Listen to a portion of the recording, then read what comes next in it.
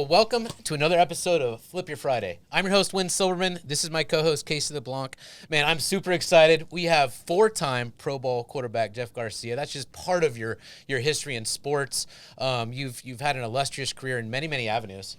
And we're really here today to kind of talk about not only you as an athlete, but as a human, some adversity you've faced, and just kind of live through your story, because really the goal here is to interview special people, and I don't think we need to do anything but just jump in right now. So I don't know, Case, if you want to start with a question or if you want me to ask, I'm fine, whatever. Yeah, so Flip Your Friday is really about looking at people that have done some extraordinary things in their life and then peeling back the onion a bit to find out certain things that they either went through or adversity or some sort of chip that got them to the level that they were able to get to. And who better than to talk to you, right? So undrafted after going to junior college and then to my alma mater, our alma mater, San Jose State, shout out. So talk a little bit about what it was like. Maybe we can just start there, but what it was like going through youth football all the way through and getting into the collegiate level, and then what you did after that, and talk us through kind of that undrafted feeling and what you do from there. Right. So I was fortunate enough to grow up in a football family. My father was the head football coach at Gavilan Junior College in our hometown of Gilroy. My grandfather, my mom's dad, used to be the high school football coach in my hometown of Gilroy at Gilroy High School. And actually, before my dad and mom even started dating, my dad's teammates were his future brother-in-laws, and his future father-in-law was his coach in high school. But that being said, growing up in Gilroy, small town community, everybody knew each other. My dad was well known around the community there, just from what he brought to the junior college, the players that he brought in, the inspiration, the motivation, the father figure that he was for these young men. And I mean, I'm looking at these guys as a 4, 5, 6-year-old, and they look like giants to me. And those really were my idols, but they were only 18, 19, 20-year-old young kids, in a sense, trying to figure it out themselves. So for me to really grow up around that environment, it instilled something in me. Seeing my dad coach, bringing home film, the old projector film, he'd put it on the wall, and hell, we lived in the country, only got 2 channels, no cable, nothing like that. So it was better than watching whatever I could find on TV. I'd sit down there and he'd talk about the upcoming opponent. He'd talk about coverages. So at a young age, mentally, I started to grasp the game. I was a decent athlete growing up. I played baseball, basketball, football, soccer, whatever was in season. Did you have a favorite sport? Probably basketball and football. Yeah.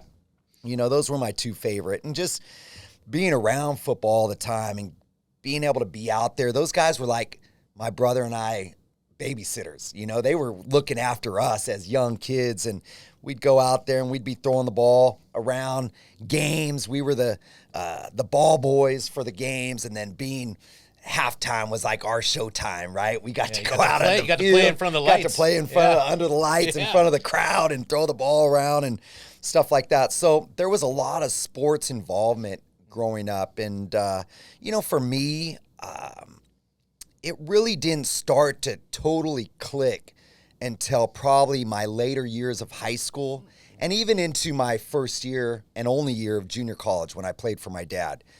But to backtrack a little bit to my story, and you talk about adversity and trials and tribulations, you know, as a family, we experienced some very tragic situations in my childhood, losing my best friend, my brother.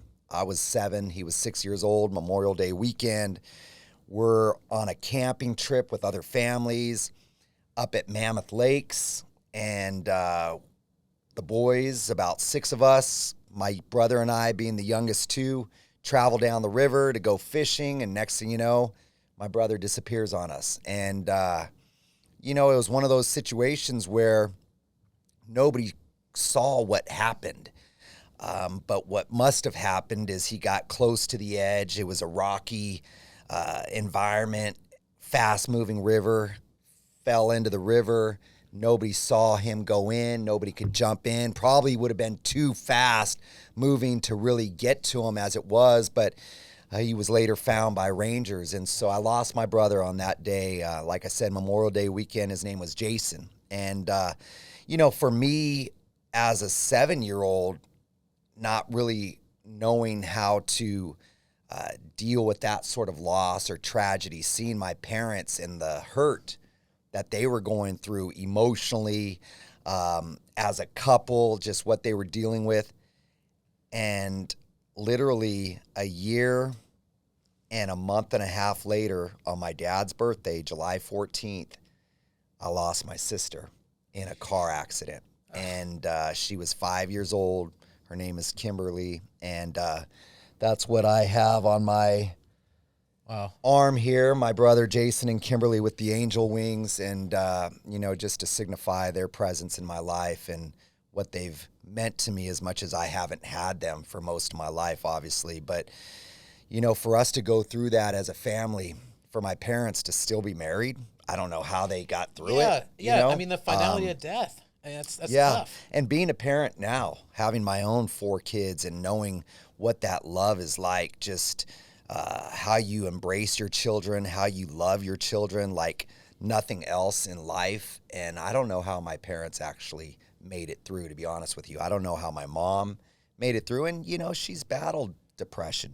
Which is understandable. I mean, when you lose children, and not to make matters worse, she carried twin girls in 1968. She carried twin girls to 7.5 months. Her water broke.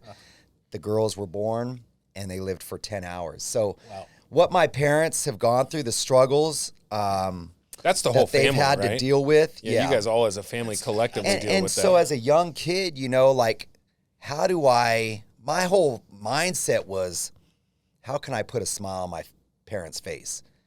Like, don't be that shit kid, right? Mm-hmm. Don't be the troublemaker. Hey, get good grades, do the right thing. Not to say I always walked the straight line, but for the most part, sports is what really united or kept us together.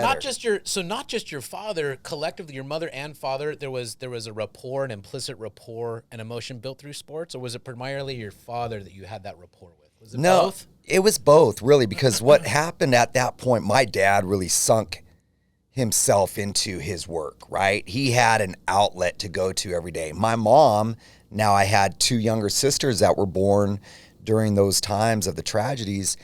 She was a mom. She had to take care of her kids. And as much as she was still going through the traumatic losses and the emotional letdown of what she was struggling with, she had to be present in her kids' lives. And I think for my mom to have to every day get up and help us get ready for school and then take me to my football practice or my basketball practice or my Little League baseball practice and then go to my games and support that as a team mom or just as a mom, all those things I think helped distract her in certain ways from the true sadness of what was going on in her life. So one question with that, because we do want to jump in and talk about the football side, but I think it's really important because this podcast is a lot about mindset. At what point in your life, you talked a lot about, hey, I didn't want to be that shit kid. I think that's smart, but how old were you and what were you doing as to understand that and have the awareness like, hey, I got to lean into sports. I need to connect with my dad. Generate happiness. I'm trying, as a child, you have this perspective like, look, a lot of things hurt and my family's hurting. How can I contribute and make things happy? Like, what? How did you do that? Like, what? Right, without therapy being the answer back then, right? I mean, a kid goes through that today. They're in therapy and all that stuff. But, for me at that time, really, sports was my therapy. It really was. And the friendships, the relationships that I made through sports were everything to me. I mean, because that goes beyond the kids you meet at school. I think the experiences you have through sports, for me especially, and you can speak for yourselves, but those relationships, those are everlasting. I mean, the guys that I played Pop Warner football with, that I played Little League baseball with, I still have those friendships, still have those relationships that they weren't necessarily my going to the same elementary school. You know, we went to different schools in the town. Eventually we got to the same high school or whatever. But, you know, those relationships, and I think just leaning on sports, being active, having something to focus on and not get lost in what was no longer there, right? But to really continue to somewhat have some goals, have something to achieve. It was obviously more team focused than it was individual focused, but you know, and I think just seeing my dad, how he sunk into his coaching and still being present amongst other young men who actually were looking up to him, who needed him in ways, and seeing that and really idolizing that in a lot of ways, you know, really idolizing and not feeling jealous or left out, because I was always able to be present and be involved, and he did a great job of involving me.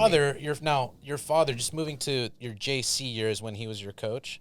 So when I'm listening to obviously the manifestation, trying to be happy, the report through sports, which is fascinating, and obviously we can all kind of accept the special nature of a team and what it does for you. But what you spoke to me about earlier was that like you felt like you didn't really click as an athlete until later.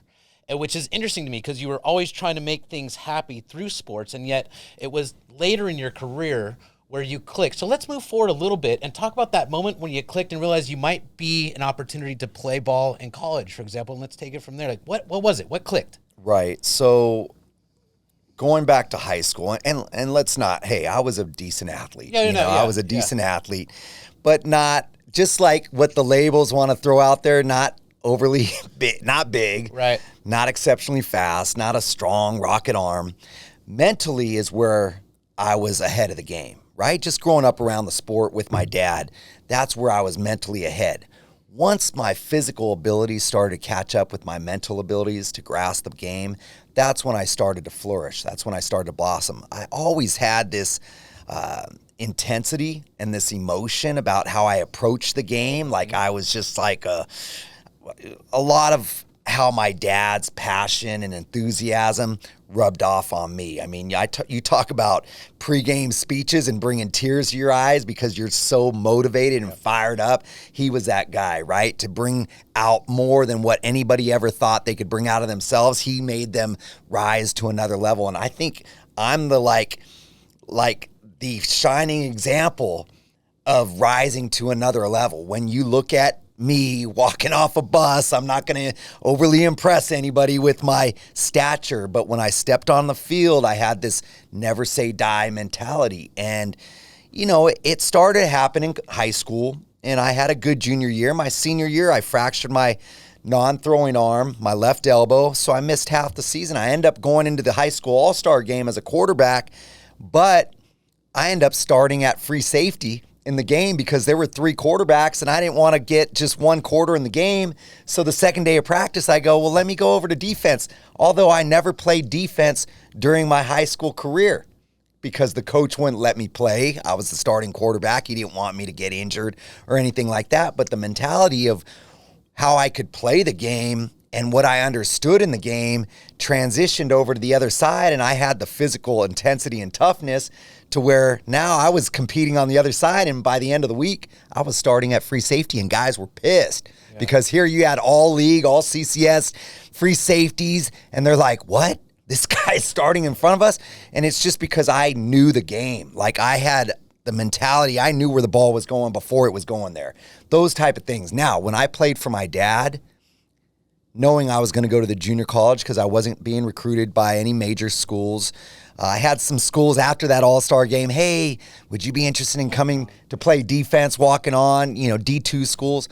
And I'm like, I'm going to go play for my dad. I'm really a quarterback. And so when I went and played for my dad, he put in a system where, hey, we were going to spread it out a little bit. We were going to put the ball in the air. And that's when I really started to catch up physically and started to flourish. My size improved, my speed improved.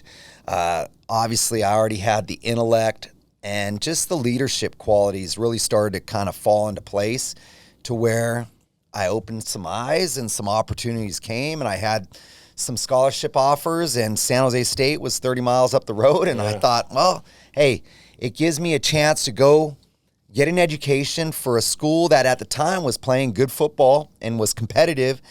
And my parents could still be involved and be a part of it. So I want to talk a little bit and dissect this leadership and mentality that your dad instilled in you. Not everyone is as lucky as you were to grow up with a football background, with a coaching, with a parent who's a coach. And there's a lot to be said about a quarterback who has a head coach as a parent and how that influences them. And you talk about the smarts and intellect that came with it. But let's talk about it for those that are not related to you and don't have that. Talk about the things, the principles, and the way that he managed and coached and parented you that gave you that fire. Talk a lot about the mentality to those that don't have a parent like that or don't have that coach or some influence in their lives. What are the things that your dad gave you that got you to this level? Because if they don't have the physical, they can still, like, you're born with your physical, right? You can tweak it a little bit, but you can't go from 6 foot to 6'4". Trust me, I've tried. And so what I want to talk about is, how do you exercise the mental? What can you do? What did your dad teach you? And what influence can others learn from that? Well, I think more than anything, work ethic. Having a work ethic that just you're not going to be denied. We talk about setting goals, setting realistic goals that you can achieve on a daily basis, goals that are further out, that are going to take some time to really put work into and dedicate yourself to. But I think more than anything, my dad comes from immigrant parents. They immigrated from Mexico. He's full-blooded Mexicano. He grew up working in the fields. Whatever was in season, that's what he was picking. Sure. And it meant a lot to the family to contribute in that sort of way. And so knowing just where he came from and what sports meant to him, it was really a way out for him, out of farming and working in the fields to go on and get an education and to play sports and to compete in that sort of way. But watching him coach, watching his work ethic, his dedication to the game, not just talking the talk, but walking the walk. Obviously, as a leader, you got to be able to demonstrate firsthand and foremost that you're willing to run through fire, that you're willing to do whatever it takes in order to achieve the team goal. I always looked at everything first and foremost as a team. My individual accomplishments were going to come through team accomplishments.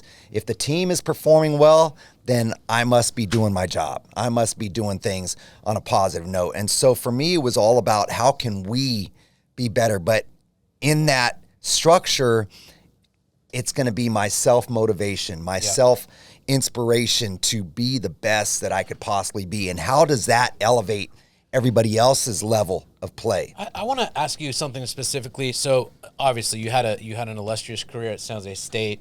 You were undrafted. I'd like to get into that. But so you've spoken about mentality. I absolutely understand that. You've spoken about how you instilled goal setting, and I think that's really important. But you were undrafted, right? And you had a career in Canada, which traditionally, as a background of an NFL agent for 20 years, I know, because I've been told by countless GMs, is once you go north, you have a real slight chance of going back, okay? Talk to me about the role of hope or faith you had, or did that play a role in your career? Because I feel like there's this, God, you have to have a lot of balls you really do, to go north and expect that you're going to win at your ultimate goal, which had to be the NFL.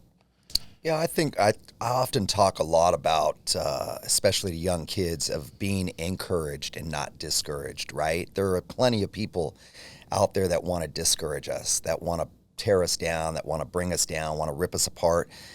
I found a way to really utilize that to fuel my fire, to really turn non-believers into believers, right? And it had to take place through my actions, through my actual competitive spirit on the field to be able to do positive things.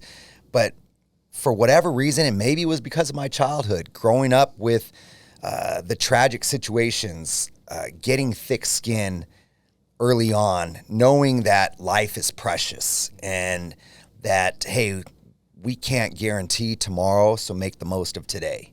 And I really lived in the presence in that sort of way. I wasn't so much concerned about what's going to happen tomorrow or a week down the road. I was really just trying to be the best that I could be today. And what did that mean in translating that onto the football field? Yeah. And so for me, coming out of San Jose State, where I was a record-setting quarterback at the time, most all-purpose yardage, different records, what have you, but not being looked at by the NFL scouts. I mean, it was discouraging. It was a little bit disappointing, sitting there throughout the 7 rounds of the draft and, not even a mention. It's funny. I got one call. Okay, I got one call, and it was from Steve Mariucci, of all people. You guys know Steve, the local guy. Yeah, and he was the quarterback coach of the Green Bay Packers at the time.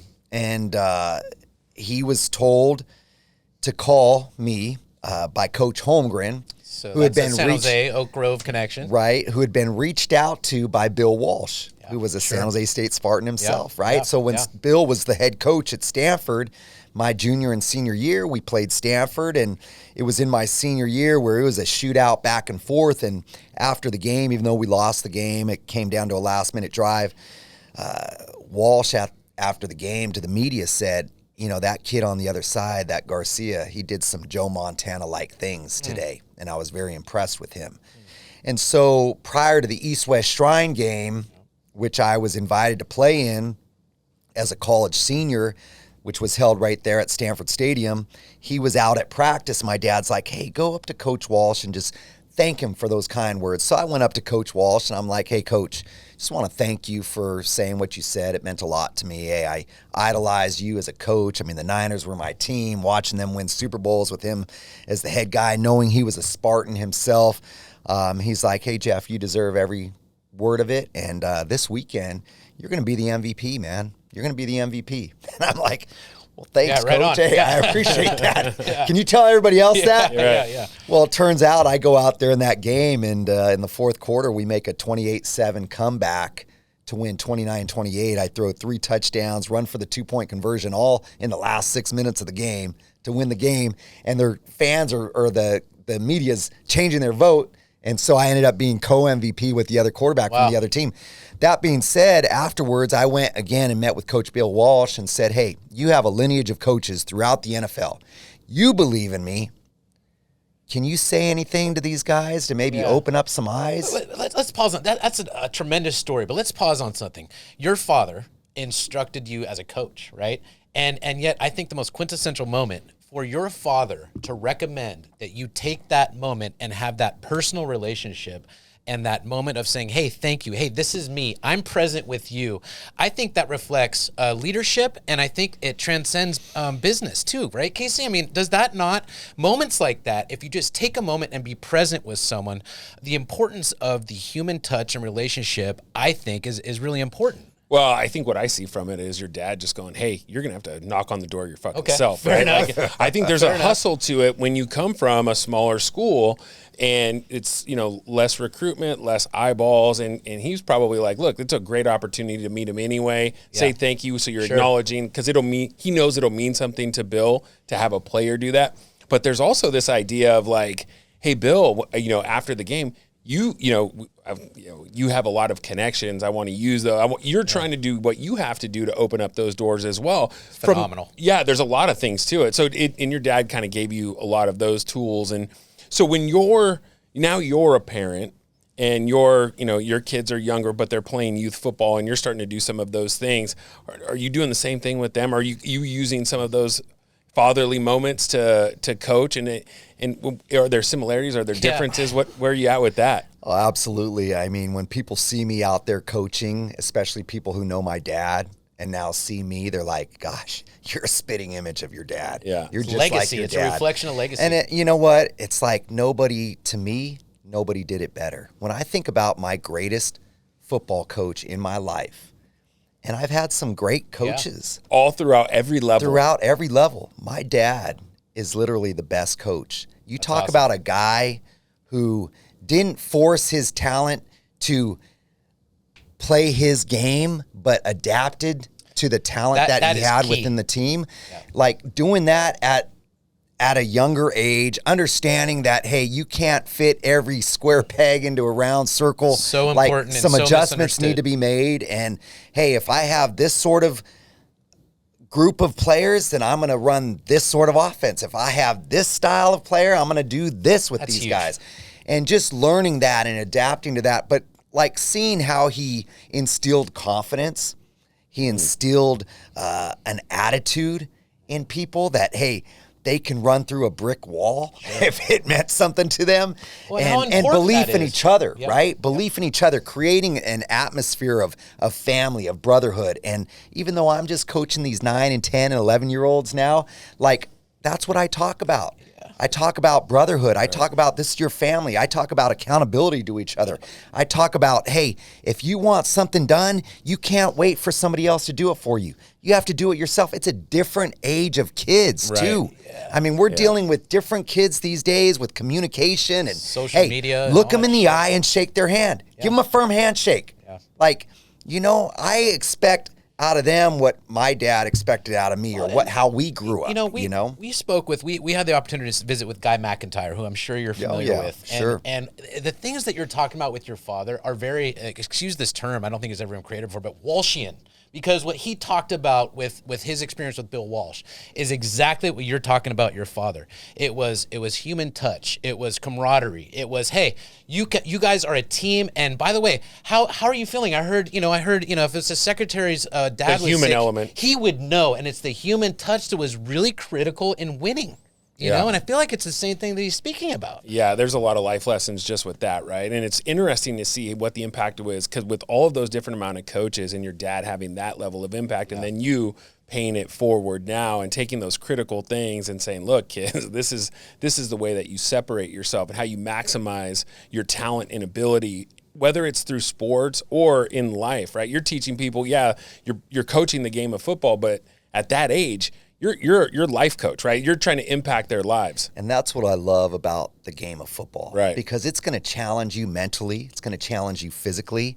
You're going to deal with bumps, aches, bruises. Everything that you're preparing for right now can translate in how you approach everyday life. And just bettering yourself as a person, being a better son, better daughter, better brother, better sister, all those things within your own family, a better student, being a leader in the classroom, taking everything that you're learning right here and translating into your everyday life and being a better giver back to the community, So it's not about the selfishness as much as we're self-motivated, but at some point it's the betterment of the team. Because there's this level of spotlight that goes into being an NFL quarterback, right? We can all agree to that. So let's talk about that, because you're retired, unless somebody's going to call you after this podcast. There's a couple teams that need a couple quarterbacks. Yeah, because it looks like you could probably still play. Yeah, you look pretty. Well, if they would have seen me throw Casey last night, I mean, I was throwing dimes out there. Hey, we should just get out on the field and put a workout together. Don't film it, because that would be embarrassing for me. But what I want to talk about is, once you get into the spotlight of the NFL and you've made it out of the Canadian Football League, you're now in the having beaten Doug Flutie, or I've transcended Doug. But you're now sitting at the court. You're sitting at the helm. We're maybe not immediately, but I want to talk about the transition into the NFL, because now you're able, as somebody who is retired, to look back on your career and talk about that adversity. When you start to get into the NFL, become a starting quarterback, or go through the start of getting into the NFL to becoming a starting quarterback. We could talk about that, but you're looking back on your career now and all the different things.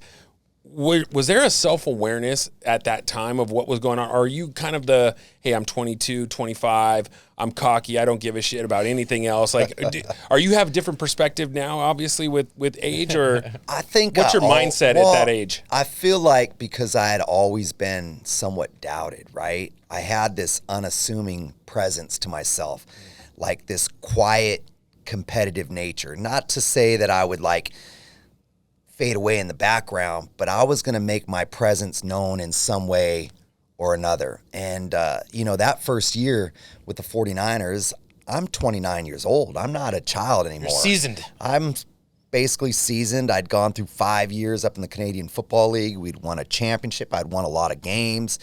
Hell, I took a lot of hits too up there that, hey, were pretty impactful. But, you know, we won a lot of football games, and we had a great locker room environment, camaraderie, chemistry, all those things. Bringing that into San Francisco, where now all of a sudden you're part of the big business, right? Yeah. In the CFL, it's not so much a business as it is just an opportunity for guys to extend their playing career in some sort of way. Yeah. Not getting rich up in the CFL, but you're getting an opportunity to do what you love to do. And that's what I think meant so much to guys who played in that league. It was much more of like a college atmosphere in the locker room than it was like the NFL. The NFL, you all of a sudden get all these different players of different backgrounds and salary structure and families. Some guys have kids, they're married. Some guys are single, ready to mingle.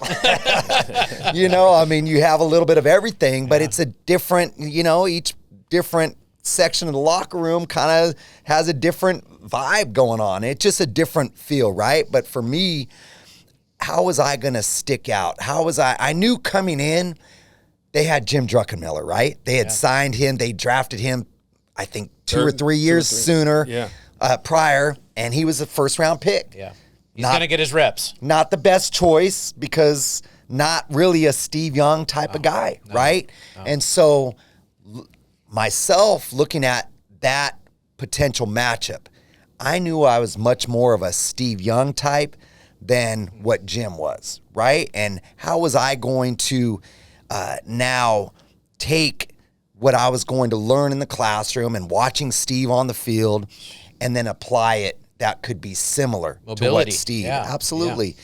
And so, you know, I tried to just create an edge in that sort of way. And obviously I had to prove it when my opportunities presented itself in preseason games or whatever the case may be. And I had to prove. Talk about that moment when I still remember Steve Young getting hit and kind of falling down.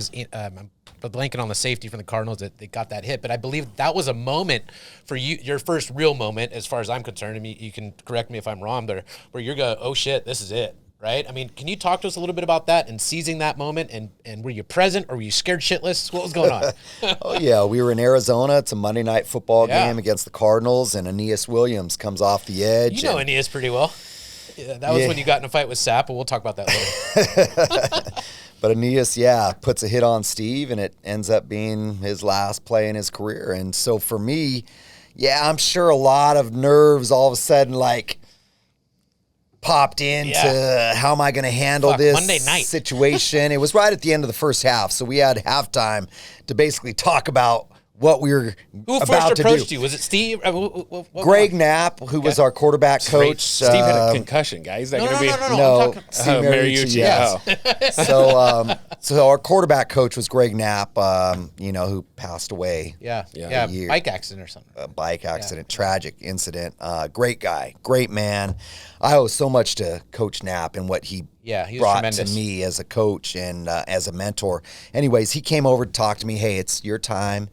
At halftime, I'm sure Steve Mariucci was shitting. To say the least. I'm sure he was the one that was probably more nervous than anybody else because he went from a team with a Hall of Famer leading his crew, and the year prior, I think, making it to close to the NFC Championship game, if not the NFC Championship game. They were close. To now, all of a sudden, this kid coming out of the Canadian Football League, and what am I going to do with him? Well, they simplified the game plan in that second half, just knowing that I hadn't had a lot of reps. But, hey, I stepped into that huddle like I had been there before. Man, I was not a young kid. I was 29 years old. I had won a CFL championship. I was playing at the top of my game up in the CFL. I was somebody who can handle that experience, that exposure. And really it was about reps. I needed to get the repetitions. You know, when you're the starting quarterback, you get every rep in practice. When you're the backup, you get every scout team rep. Yeah. So you're running the other team's offense. So every bit of work you're doing as far as retaining your system is more mental than physical. So, just going out in that game and just trying to manage the game. We got fortunate. We had an explosive running play that went to the house for a touchdown and expanded our lead. And we came out of that game a winner. And now it was, hey, can't worry about what's happening with Steve. He'll handle his own situation, but it's my time. It's my turn. Let's talk about you brought this up earlier, and we're fascinated by this idea of confidence. So we want to know what you're doing to exercise your confidence in these stages of your life to get to this point. And then are you kind of self-aware, like, damn, this is my opportunity? And how are you kind of using confidence and what you've been able to build off of over the years of sports? Because a lot of people don't have that. They don't know what to do with it, right or wrong. And so you've gotten to this point of now it's your time. Yeah, you're not a deer in the headlights, but why? Yeah. Yeah. So it's funny because I spoke at a charity event one time, and a friend introduced me, and he was a former football player, and he wanted to set the stage by bringing me up onto the stage. And he mentioned when he spoke about me to my fellow teammates, what was one word that brought to mind? And a lot of them said opportunity or opportunistic. Mm-hmm. And for me, throughout my life, I really believe that's what separated me from those who were just as talented potentially, but didn't take advantage of the opportunity when it presented itself. We don't know when that opportunity will arise. We don't know when you're going to get a crack in the door, slightly opened window of opportunity, but are you prepared to strike when it happens? And I think that's where I've just been a difference maker. Like, I could go through, going back to my Canadian days, my first year, I wasn't competing to be Doug Flutie's backup. I was competing to be the third string quarterback on on a CFL team, not the second string or first string, a third string quarterback with another rookie. I had one quarter in a preseason game. I stepped onto the field. The game was 14-14. We're in a tie. I go 6 for 8, 2 drives later, 2 touchdown passes. We win the game 28-14. The offensive coordinator for our team is arguing with the American scout because the American scout likes the other kid more than me, but the offensive coordinator is going, well, didn't you just see what Jeff just did in the game? Yeah. Like, not that you can't be a good practice guy, but when the game was on the line and that emotional edge stepped in, I went from being the normal average guy to all of a sudden Superman in a sense. Does that come from preparedness? Where does that come from? More than anything, it's mental preparation. Okay. Absolutely. And also, I mean, the physical ability to put it into play, but the mental prep that goes in, especially at the quarterback position, understanding what you're seeing, how to process information so quickly and come down to a good decision, but not just the good decision, but now making the play physically to execute. Do you equate preparation with repetition? Is that the same thing to you, or no? Not so much, because repetition is the physical side, but when you talk about the game of football, there's so much of a mental side to it, and that's where the study of defenses and fronts and coverages, and then your game plan and how that is all manipulated by what you see and your decision making and how you're now eliminating your process of elimination, and it has to happen within 3 seconds. There's your pre-snap read, your post-snap read. There's all these things that are going through that you're processing like an accountant. Yeah. But it's happening on the football field, and then the physical side has to be there as well. Yeah. And I think a lot of guys have the physical tools but can't process it mentally, or vice versa. They're great mentally, but they're just lacking somewhere physically. And that might be where some people talk about the role of art, the art of being a quarterback. That might be where that's slotted in, where there's that distinction. There's repetition, you have the physical ability, but just like we said, there are athletes, when the lights come on, you're a baller. And some, it just doesn't click. And that might be that human element that nobody can put their finger on that makes you special, There's also that in business, right? We talk a lot about sports. Obviously, you're an NFL athlete and Pro Bowl and done all the things athletically, but you've also done some things in your personal life and business life that have been, you use the same skill set, right? We can talk about what happens on the football field, but you're the quarterback of your life. You're the CEO of your life. And all of those pre-snap reads, execution, preparation, all of those things apply apply in so many other aspects of life. And so being a quarterback, and you talk about the mental reps and being, prepared and going through this film study, you talk about it at a young age and what that impact has had in going through that studying. So is the idea of chip on your shoulder, or where what do these terms mean to you? Where this idea of like, do you have a chip on your shoulder? And also too, this idea of, well, you're smaller, the gift, not as gifted of an athlete as the 6'4", 5-star recruit. Like when someone says these things to you, what do you think? Does it? Yeah, I do have a chip on my shoulder, or fuck that, or yeah, I'm not gifted athlete. No, fuck that. Like they're not gifted as much as I am mentally. Like, do you flip it? Like, walk me through how you look at those different things. Absolutely. I mean, I think you become a master of flipping things into motivation. That's awesome. Right? And whether it's a 2-minute drive at the end of the game, how do you flip that pressure? Right? For me, the pressure's on the defense. They have to stop us. They have to protect the lead. Nobody's expecting us to win or pull this out now. And that's where, people would talk about, well, what sort of pressure did you feel? And I was like, I actually was as calm as ever in that moment because I didn't feel like the pressure was on me. It was on them to stop me, and just being able to deflect or spin that whole that moment. And yeah, I mean, hey, I heard it throughout my life, and it did create a bit of a chip. It created a sense of loving to prove people wrong, right? And kind of without putting it in their face, right?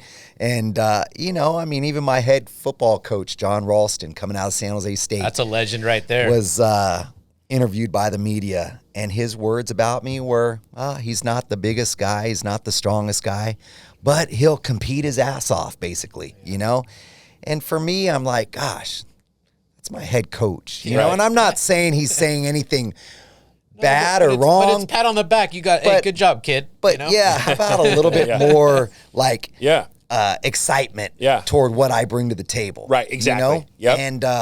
And you're supposed to be on my side. You're supposed to help sell me, not that would piss me off. Right, exactly. And don't tell me the things I can't do. Tell everybody the things that I do. Exactly. Right? Focus on the positive. And that was the thing. I didn't really feel like there was anything that I never could do. There was not what's going to differentiate me from someone else. I can make every throw. I can see the field. I can, height has never been an issue. And I used to make the argument like, well, where are my eyes at?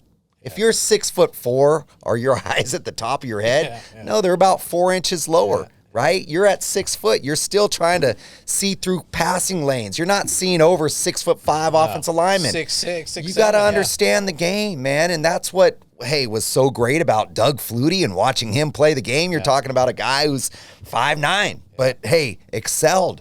But this is a mindset, right? This idea of, hey, I'm 6'1", but my feet create more throwing lanes than the guy who's 6'4" who can't move. Right? But it's always this idea of you're going to take whatever is reality and you're going to spin it back on, no, hey, listen, you don't understand. I have more throwing lanes because I can move. I'm smarter, so I understand defense is better. This whole idea of flipping what normal people consider a negative or an obstacle and say, no, you got it wrong. The defense has to stop me. Like, do you wake up still to this day and you're like, hey, like in everything is you have to stop me, not the other way around. Like my height isn't going to restrict me from the high jump, or my age isn't going to restrict me from being a billionaire. What is it? Absolutely, it becomes a way of life. Yeah, it does. Right. It becomes just the mentality of how you're wired. And I think it's a great way to be in so many ways, but I think you also have to learn to balance it, and you have to learn to find contentment and satisfaction in life as well, because I think part of the problem when you do succeed or you do excel or you do challenge yourself in so many ways is to be able to find ways to enjoy the fruits of your labor, so to speak, right? So for me, like a lot of the challenge in my life was because I was always driven to prove myself to others or prove people wrong or prove that I belong or prove that I'm this and I'm that, and climbing that mountain, right? Being the mountain climber in life and finding that next highest mountain to climb. Well, where do you find your contentment and your happiness and your satisfaction? I think being able to now take a step back and realize that, hey, all of the things that I've gone through and the experiences that I've been able to have, the journey that I've been a part of in my life, I can actually sit back now and share so much of that with my children, and that's my family. That's important. And you know, hindsight's 20/20, so to speak, and it's important that you reflect. But you know what I want to hit just real quickly is, dude, I mean, we all grew up watching Joe Montana. We all grew up watching Steve Young. You're stepping in arguably an impossible scenario where you're there are 2 Hall of Fame quarterbacks who have excelled, right? Like, take me back to when you were that age, not now, and reflective. Obviously, you have wisdom now, right? But in that moment, was that on your mind at all? Saying, "Fuck, I have to go after Steve Young. How am I gonna do this?" Well, in no way was I saying, "Fuck, how am I gonna do this?" But but I realized the big shoes that I was stepping into, and I think what I tried to do for myself was to realize that I'm not those guys. That I'm Jeff Garcia. I need to find a way to do it the way that I know how to do it. Yes, learn from them, try to pick their brain, try to grow as much as possible when they're around. Steve wasn't around very long. Right. Once his injury happened, he kind of separated himself. So then it got left or put on me to, hey, okay, battle through some of these struggles, these growing pains that I started to go through in that first season. Who'd you lean really on? Greg Knapp, probably my quarterback coach. And he did a great job of reinstilling confidence in me, because after my first start, which was a positive one against the Tennessee Titans, who that year go on to the Super Bowl, lose to the Rams. That's right. By 1 yard. By 1 yard. We beat them at home in my first start, man. I'm talking like driving up to Candlestick that day and the goosebumps, I miss right? Candlestick, by the way. Just the chill going through my spine, knowing that I was a kid growing up watching this team, idolizing Joe Montana. Now I'm going to be that guy that they're calling out on game day, running through the Niner helmet onto that field and leading the Niners, right? I mean, the emotions that were going through me as I drove up to that stadium were unbelievable. And we go out, and I throw for 2 touchdowns. I run for 1. We beat the Titans. Hey, I'm like, this is easy. Man, no problem. Well, the league is bipolar. The wheels started to fall off slowly after that. The next 4 games were a struggle. I got benched. And during that benching, you know, part of my dealings during that 5-game stretch were that I was trying to be Steve Young. I was trying to not be the reason that this team was going to struggle or fall apart. And in hindsight, looking back, the team was going through a lot of changes. The team was older. They weren't the same team that they had been through the 80s and mid-90s. And yes, there was a major difference that the quarterback had changed, but I can't put all that pressure on me. It's a team game. And when the other quarterback stepped in, who was Steve Stenstrom out of Stanford, stepped in, he had similar struggles, if not worse. And I think as much as it was hard to watch that because you don't want to see your team struggle, it also proved or showed me that, hey, it goes beyond just me. Like, there are a lot of working parts here. We all have to be on the same page. When I got reinstated as a starter for the last 5 games, we didn't win any more games, but production, my productivity was so much different than the first 5 games because I found a way to alleviate that pressure. So when we've seen this come up before, this is one of the themes in our podcast that we've been able to identify, and it's interesting. There's an identity crisis. You actually say, I went through my struggle because I was trying to be someone I wasn't, or the pressure, or something like that. Now, it sounds like taking a step back actually was the right move, where you were able to, you know, look at it from not from the field perspective, where you're going to get caught up in the game, but you're now looking at the game from a different perspective. How do you recapture that? Was it taking a step back, or was it a coach, or was it, how do you regain the confidence, and how do you get back to your identity to where you can be yourself? Couple of things. Being able to watch from the sideline, I think alleviated some of that pressure that I was putting on myself to play the game perfectly, right? You can't play the game perfectly. You're striving for perfection, especially in practice. Hey, I don't want the ball to hit the ground. I want to make perfect reads, all these things. But in the game, it's just got to flow. It's just got to react. The second thing, and probably the most important thing, was Greg Knack took me aside. He put together a collection of plays through those first 5 games that I had started in. Plays that were positive. Plays where I had rhythm, good decision-making, accurate throwing. And it was basically to show me You can do it. that I can do it, Yep. that I'm capable of doing it. That, hey, don't think about all the negative shit that happened. Learn from it, grow from it.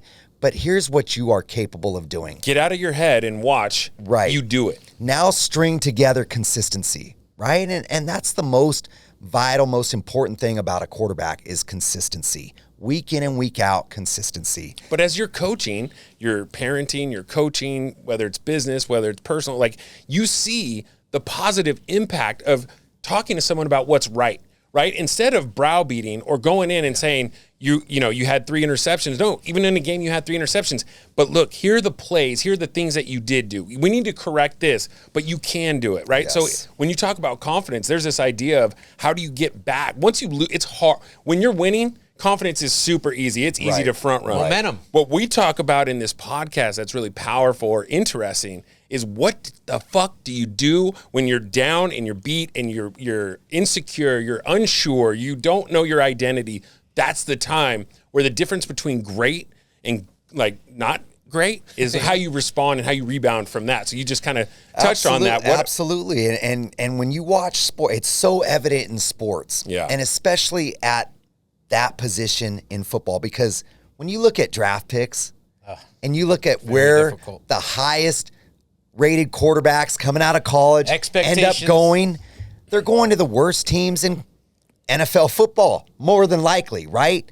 You look at the Clemson quarterback, he goes to the worst team in football, Jacksonville. They got more problems than the quarterback position. Perennially. But they're expecting him to be the knight in shining armor, right? And what does that do for their confidence? And that's where you see so many failures take place, because these are young men, 22, 23 years old, that are all of a sudden thrown to the wolves and have an expectation thrust upon them, but they don't have the help around them. Right. And they're expected to do it themselves in a grown man's game where everybody else is structured and prepared to tear your head off and to make you look bad. And how do they get over that beating? Especially mentally. Right. So I'm curious, because we've talked about the individual. I want to talk about organization and team, because you played for several, right? The 49ers, the Detroit, the Browns, Cleveland, and Philadelphia. Tampa Bay. Yes, Tampa some Bay. we want to forget about. Some you want to forget. Okay, so with giving us specific names of organizations, I want to know the differences between great chemistry, culture, and organization. Start from the top, Like walk us through what was right and what was wrong. Be as specific as you want, but that doesn't matter. We're not here for a hot take, but we're curious as far as you're the leader at some level, like their CEO, president, GM, and owner, and then pretty much quarterback, right? Like, so you're at the top, you're at the C exec level of an organization. Walk us through good orgs, good culture, bad culture, and what you saw, kind of what your takeaways were. Well, going to the 49ers, you had a culture that was started by Eddie DeBartolo that just was unmatched around the National Football League. How he treated DeBartolo, all those guys, Carmen Policy, how they treated their players and coaches first and foremost was how you'd like to see every organization treat their people. And it was all about consistency. Now, I came in through the transition. Right. The York family had taken over, and there were some differences. There were some changes, and we started to see that effect when they fired Steve Mariucci after the 2002 season. Here we go to the second round of the playoffs. We had been an old team that got young, went from some struggles to all of a sudden turned it around, won the NFC West division, which was a tough division with the Rams, go to the second round of the playoffs, and then they fire Mooch. And it was a battle of egos. You had Terry Donahue, who was the GM, who was a former college football coach, not a GM. Not to say he can't run a team, but when you talk about he can't. egos. No, he can't. I'll say egos it. get. What did they pick up Erickson after that? They picked and up then a college coach? And they brought in Erickson, but they handcuffed Erickson because they made him take on half a staff that wasn't his, run an offense that wasn't his. Can't win. So, that led to about 10 years of struggles until Harbaugh came into the picture. going to Cleveland and Detroit, the lack of consistency starting at the top affects everything else. And you see why those teams on a yearly basis Consistently or inconsistent? consistently are inconsistent because it starts from the top and trickles on down to the bottom. And just like in Cleveland, you have a young quarterback, Baker Mayfield, who's a good quarterback. He's gritty, reminds me a lot of myself in a lot of ways. 2 seasons ago, they were a 4th and 1 away from going on in the playoffs, from beating Kansas City. A litany of star receivers, a hell of a running back core. Everything. Right. And then injuries affect. And the best ability is availability, right? Yeah. I mean, there's a real, you got to play. Sure, it's gonna be absolutely. interesting, But that being said, they're so quick to turn the page, right? It's a business, right? I mean, NFL stands for not for long. It is. We know that. It is. But so that's. but there's some and we politics, obviously right? know. There's some politics in that, absolutely. right? Like the higher level that you go to, It the never more changes. politics and business play a role versus just the core principles of what the sport is all about. It's funny because I look at even coaching staffs around the National Football League, guys that are coaching positions that don't know a damn thing about the position. Yeah. They're part of the buddy system. Good old boys network. Exactly. It's the good old boys network. Guys have, worked their way up the ladder, coming from backgrounds where they've never even put on a jockstrap. It's fascinating. And that's what frustrates me more than anything. It's not just coaching, by the way. It's in every facet of a team's organization. The physician, you implicitly believe that the team physician is going to be the very best because you're dealing with elite athletes. It ain't the case. That traditionally that physician group is paid a sponsorship to be that fucking physician, right? Exactly. And it's every facet of it. It's fascinating. Yes. It's fascinating. Big business. Yes. That's But you know interesting. what? When I went to Philadelphia, you had some continuity. You had consistency with Andy Reid.